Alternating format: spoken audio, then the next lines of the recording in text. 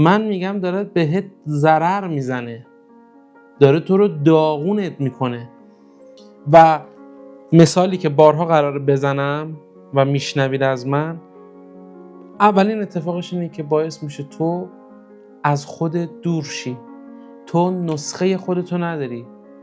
چون اصلا من میگم آقا جان تو زمانی به اصطلاح موفق، به اصطلاح پیروز، به اصطلاح به جای خوشحال یا به اصلا انسان میشی که نسخه خودتو داشته باشی.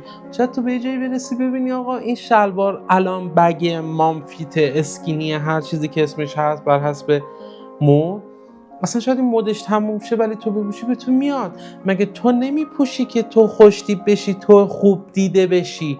ولی چون میفتی تو اون چالشه آقا جون شاید به تو بگ نیاد اسکینی بیا برادر بپوش. و شاید برعکس.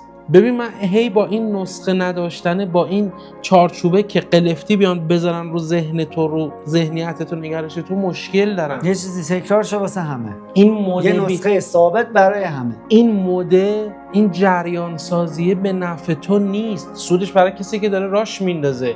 تو جنگ دو طرف برد و باخت ندارن، برد و باخت مال کسی که اسلحه فروخته.